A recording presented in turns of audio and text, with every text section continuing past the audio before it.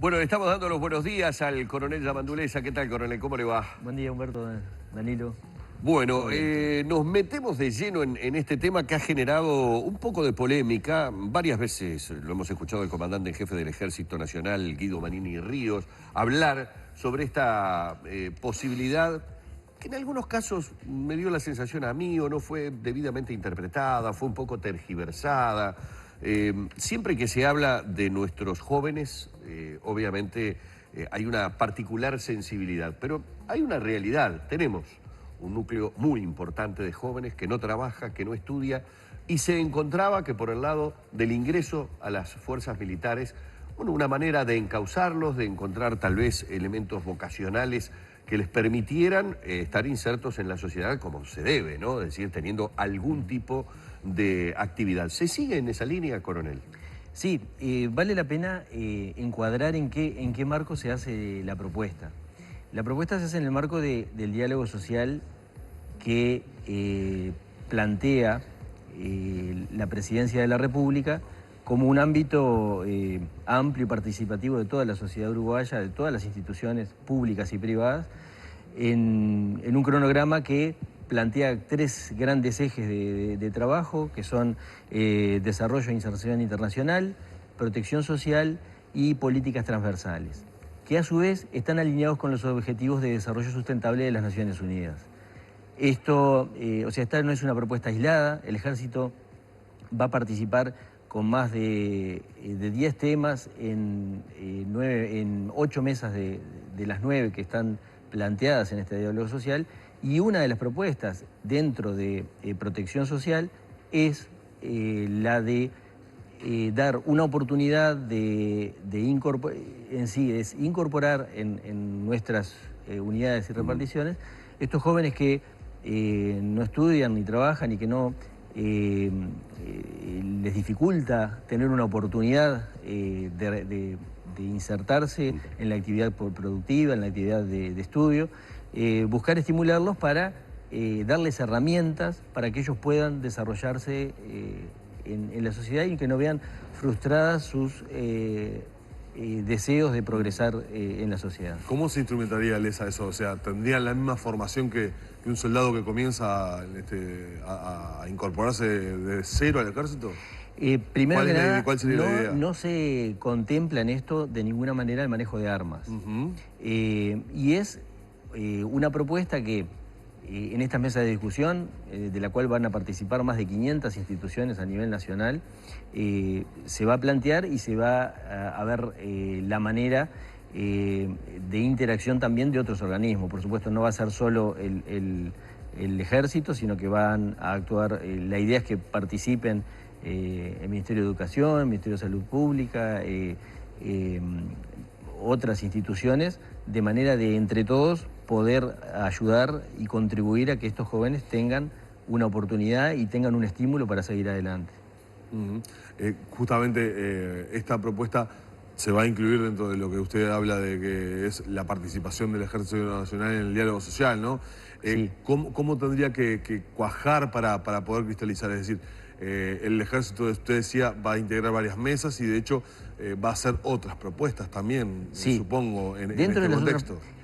Tiene propuestas en el ámbito social, Sí. tiene propuestas en el ámbito de la tecnología, en el ámbito de la infraestructura nacional, a través de la Brigada de Ingenieros, del Servicio Geográfico Militar también, a través de labores de infraestructura en cuanto a relevamientos que ya de por sí realiza el Servicio Geográfico Militar, pero se entiende de que a nivel de universidad, a nivel de instituciones de educación también, se puede lograr una integración para obtener un mejor resultado para nuestro país. Esas mesas se plantean temas, hubo un cronograma que se cumplió hasta mayo que había que plantear esos temas. Dentro de esos temas fue el tema de los jóvenes que no estudian ni trabajan, pero también estas otras propuestas. Se van a formar las mesas de discusión por cada uno de esos tres ejes temáticos que yo mencionaba al principio. Va a haber 3 mesas de diálogo, 3 mesas de discusión. En total son 9 mesas que además tienen algunos objetivos más. De los 17 objetivos de desarrollo sustentable que contempla las Naciones Unidas, en estas mesas de diálogo social se van a cubrir 13 en total. Y bueno, se busca a través de las propuestas y de los insumos que surjan de esa discusión obtener el mejor producto para, como lo dice y como se define en el ámbito de Presidencia de la República, el diálogo social, tener insumos para eventualmente poder formular o sostener políticas públicas para nuestro país. ¿Por qué cree, coronel, y acá me voy a ir metiendo un poco en un terreno que tiene que ver incluso con alguna visita que en esta semana tuvimos en Arriba, gente que surgieron críticas en una primera instancia cuando se comenzó a hablar de esta situación, por desconocimiento de lo que involucraba el proyecto, por preconcepto con respecto a la fuerza militar como elemento de sostén, de guía, tal vez Sí. hasta de una generación de vocación de repente en jóvenes que, como bien decía usted, no tienen en este momento herramientas, pero tampoco tienen ningún interés porque por algo no están ni estudiando ni trabajando, y tal vez las herramientas o las situaciones a las que se los pueda colocar le permitan por lo menos decir, esto me gustaría hacerlo, a esto me gustaría dedicarme. A eso se apunta. Y yo creo, Humberto, que parte de la discusión que se generó en un principio fue por desconocimiento o por falta de la completa información a nivel público de qué era en concreto el diálogo social. O sea, que no en el diálogo social ninguna institución pretende imponer nada, sino que impone un tema de discusión, lleva a una mesa de discusión. En ámbitos de educación se habla a veces de tormenta de ideas. Bueno, podría considerarse algo así, Claro. ¿no? Una tormenta de ideas, que se aportan ideas, algunas pueden ser descartadas, otras pueden ser sostenidas por otras instituciones y llevadas adelante. Desde el punto de vista de los jóvenes, el ejército de por sí históricamente lo ha hecho. Ustedes tengan en cuenta que nuestro personal subalterno y nuestro personal en general, pero nuestro personal subalterno fundamentalmente vive y procede muchas veces de contextos sociales muy críticos. Y ya esa labor de estímulo, de contención, de soporte, se realiza con los soldados. Entonces se entendió que darle herramientas a estos jóvenes desde el punto de vista de generar hábitos de cuidado de la condición física, de la salud, de encaminarlos hacia algún oficio, era muy importante. Mucho del personal que ingresa al ejército muchas veces no completa o no llega a los años para pasar a retiro. Deja la fuerza antes ante algunas otras oportunidades, pero muchas veces ingresa al ejército sin ningún conocimiento y egresa de él con un oficio y se vuelca a la actividad productiva del país capacitado, con hábitos de trabajo, de cumplimiento de horarios, de disciplina, que contribuyen a una mejor y a un mejor desempeño de él en el ámbito en el que se tenga que desarrollar. A propósito de todo esto que está diciendo Lesa usted y la propuesta que está presentando a partir de lo que es el comandante en jefe, Manini Ríos, Humberto recién mencionaba, el lunes estuvo por acá la senadora Constanza Moreira. Usted, habrá escuchado que la senadora tiene una voz crítica sobre determinados aspectos del Ejército Nacional, particularmente sobre esta propuesta de incorporar a jóvenes que no estudian ni trabajan, o también, por ejemplo, con la actividad que tuvo el Ejército dando una mano, por ejemplo, concretamente en el caso de Dolores. Ella fue crítica, dijo como que estas acciones el Ejército las hace como para lavar la cara, como para presentar una imagen cuando en realidad su rol es otro. ¿Cómo cayeron estas declaraciones y qué podría responder a esto? Bueno, en primer lugar yo no voy a responder por supuesto a lo que puede haber expresado la señora senadora, pero sí de que la imagen del Ejército fue hace muy poco evaluada por una encuesta realizada por una empresa, por equipos. El señor Ignacio Sosnávar hace poco más de un mes la presentó, y esa encuesta de la imagen del Ejército y de la relación de cercanía que tiene la sociedad con el Ejército es muy importante y muy reveladora de la evolución que ha tenido en los últimos casi 10 años. La última evaluación era en el 2007, esta fue en el año 2016, y habla muy claro. Habla muy claro también de esta propuesta de los jóvenes que ni estudian ni trabajan, dice esa encuesta que más de un 88% de la población está de acuerdo con esa propuesta que plantea el Ejército. Con referencia a la actuación en la ciudad de Dolores, el Ejército no participó, sigue participando. El Ejército fue el primer elemento que llegó, y se acuerdan que lo hablamos con ustedes acá, 40 minutos después de acontecido el tornado en la ciudad de Dolores. Se evitaron saqueos, inclusive por la presencia del Ejército ahí, posible gracias a la preparación para el combate. Nadie más que un soldado no quiere estar en un conflicto, pero debe estar preparado porque cuando la sociedad lo necesite, el soldado debe estar. Se dijo en la entrevista, y aun cuando usted aclaró que no le responde a la senadora, pero por lo menos para puntualizar la posición de ustedes, que cobraban por haber ido a Dolores. Sí, que cobraban y muy bien o algo así. Ahí está, exactamente, dijo que cobraban y muy bien. Los soldados que están trabajando en Dolores desde un primer día no han cobrado ninguna cuota adicional, ningún pago adicional por ello. Entiendo sí que la señora senadora puede considerar que el sueldo del soldado, que son 13.000 pesos, puede ser muy bien pago. Pero ese es el sueldo con el cual el soldado... No hubo un pago extra, digamos, a ese salario que tiene un soldado. Han estado por su sueldo, han estado hasta más de 24 horas trabajando quienes han tenido que trabajar ahí, pero por su sueldo, por esos 13.000 pesos con los cuales el soldado paga su alquiler, la luz y le tiene que dar de comer a su familia. Lesa, ya que estamos acá y que nos está acompañando, vamos a aprovechar para también meternos en un tema que hoy está en debate público, que tiene que ver con la caja militar, que también fue abordado por la senadora Constanza Moreira respecto a que, bueno, hablaba de determinados beneficios que tienen los militares a través de la caja militar, que no lo tiene el resto de la seguridad social. Y de hecho vamos a repasar un minutito, un pedacito, un fragmentito de lo que decía, y usted le vamos a partir de esto, como disparador, le vamos a preguntar cuál es la realidad. ¿Qué reforma hay que hacer de la caja militar, ya que ingresa? Y bueno, hay que asimilarla al régimen general. Tienen que tener eso que se llama la tasa de reemplazo, como tiene todo el mundo, es decir, que cuando uno se jubila, cobra un porcentaje de su sueldo y no el 100% de su sueldo. No tiene que haber carrera del burro, es decir, no puede ser que asciendan a coroneles porque hay que ascender, porque es la carrera, aunque no existan vacantes. No puede ser que los militares se jubilen y puedan estar en actividad, cosa que ninguno de los otros jubilados podemos. Tuvimos que aprobar proyectos de ley para que los trabajadores de la construcción calificados, los docentes jubilados, pudieran estar en la activa. Ellos pueden estar en la activa sin ningún problema.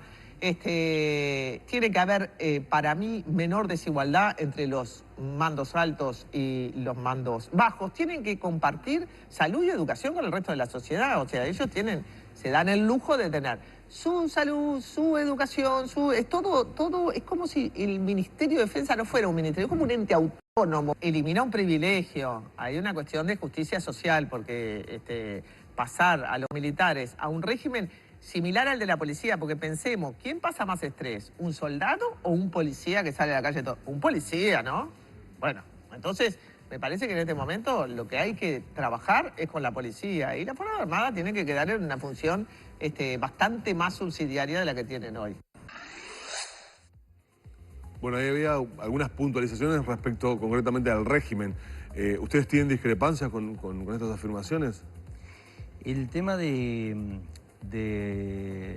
retiros y la ley de retiros lo está manejando el Ministerio de Defensa Nacional y a nivel del Poder Ejecutivo. Hay elementos ahí que se manejan en la entrevista que no son exactamente como se mencionan, pero es muy... no es mi posición la de contraponer públicamente con la señora senadora el manejo de estos datos se está manejando a través de... Es a nivel del Poder Ejecutivo y el Ministerio de Defensa, concretamente. Exactamente. Bien. ¿Hay también algún punto donde, digamos, en cuanto a la caja militar concretamente, que está en el ojo de la tormenta, por llamarlo de alguna manera, ¿no? Obviamente, porque se ha enfocado el tema del déficit fiscal bastante en eso.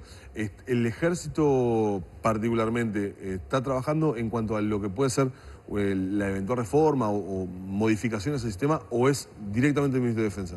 Es el Ministerio de Defensa, asesorado lógicamente por los comandantes no solo del Ejército, sino de la Armada y la Fuerza Aérea también. ¿Están participando y haciendo los aportes correspondientes? Sí, por supuesto. Bien. Coronel, saco de tema dale. para preguntarle algo sobre la actualidad de las tropas en Haití, porque tenemos entendido, por lo menos por una información de hace algunos minutos, que el canciller de la República, Rodolfo Nino Noboa, tuvo una reunión con la bancada del Frente Amplio para informar sobre un proyecto de ley a remitir al Parlamento para extender el tiempo de permanencia de las tropas. Por lo menos dice que hasta abril del 2017 sería la intención de la permanencia de tropas uruguayas en Haití. Esto tiene que ver además con el problema que se generó con los resultados de las elecciones. ¿Esto es así? Bueno. ¿O hay que esperar, digamos, o esto es una decisión política? Sí, es una decisión política, pero que se maneja a nivel de Cancillería y a nivel de Naciones Unidas también. Pero de todas maneras el relevo, nuestro último despliegue en Haití fue por un año, fue en el mes de febrero de este año, o sea que estarían de todas maneras hasta febrero del 2016 en principio. Hay un pedido de las Naciones Unidas justamente de extender, creo que ese es el pedido que se le ha hecho al gobierno uruguayo. Se está trabajando sobre eso, pero no hay una decisión al respecto y tampoco el retiro de una unidad con material y todo se realiza de un día para el otro, ¿no? Hay aspectos logísticos y tareas que se tienen que hacer para la repatriación de todo el material y de todos los efectivos que también llevan su tiempo, pero tanto el despliegue como el repliegue de tropas desplegadas en misiones se realizan siempre en el ámbito de una coordinación permanente entre el gobierno del país que ofrece tropas y las Naciones Unidas. En esta materia, ¿cómo lo ve la fuerza? ¿Es positiva la permanencia de fuerzas uruguayas en el lugar? ¿Todavía es necesaria? ¿Es bueno también para la fuerza este tipo de misión? Sí, las misiones de paz en general son muy positivas, en primer lugar, para el reconocimiento que obtiene nuestro país por el desempeño de nuestras tropas, por el profesionalismo que demuestran en esos lugares. No olvidemos que la presencia de tropas uruguayas en misiones de paz es parte de la política exterior del Estado, o sea, no es una voluntad única solo de las Fuerzas Armadas, sino que es una decisión de gobierno, una decisión de Estado de estar representado por nuestras tropas en el exterior. Desde el punto de vista de la experiencia personal, profesional y la capacitación, permite desarrollar lo entrenado en un ámbito y en un entorno diferente al de nuestro país, y siempre es positivo. Y también que genera también un estímulo para el personal poder participar en esos lugares y conocer y nuevas culturas y tener la posibilidad de adquirir conocimientos también de interacción con otros ejércitos. No olvidemos que en Haití el batallón nuestro es conjunto con el ejército de Perú. Claro. Tenemos 250 efectivos uruguayos bajo mando de un coronel uruguayo y 160 efectivos de Perú. ¿Cuántos efectivos tiene desplegado el ejército en todas las misiones que tiene el país? Tenemos aproximadamente unos 1.300 efectivos. Tenemos en el Congo un batallón, una compañía de ingenieros, las plantas potabilizadoras de agua y algunos observadores militares que totalizan unos 1.000 efectivos aproximadamente. Tenemos observadores militares en Costa de Marfil, en la frontera India-Pakistán, y tenemos un contingente de 58 efectivos de transporte e ingenieros en la península del Sinaí, que somos fundadores de esa misión desde el año 82.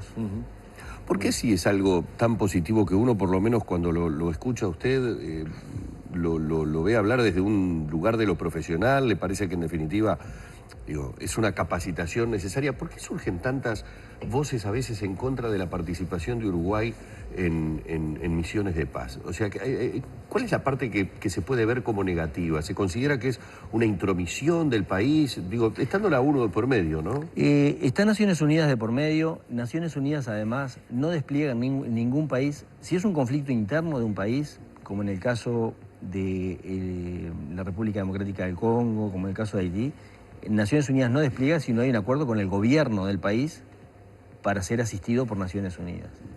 Si es un conflicto entre dos países, Naciones Unidas no despliega tampoco si no hay un acuerdo entre dos países de llegar a la paz y que permita desplegar tropas o observadores militares o efectivos militares, o a veces efectivos.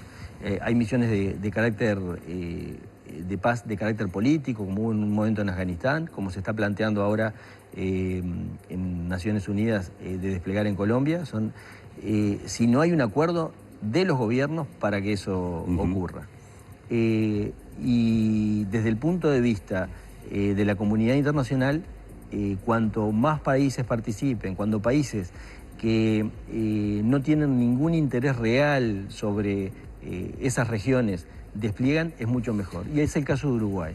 Uruguay es un país que despliega en forma profesional, que no se involucra en ningún, que no tiene intereses en los lugares que despliega, y eso genera una confianza extra por parte de la población local también. ¿Están cobrando bien en fecha? Porque en algún momento hubo atrasos y eso generó malestar o molestia o inconvenientes en realidad. No, se cobra en fecha, se paga por trimestre, por trimestre vencido, y Naciones Unidas está casi al día. A veces hay los retrasos que se pueden causar son por ese desfasaje trimestral, por la liquidación del trimestre que hace Naciones Unidas, pero se está pagando bien y al día.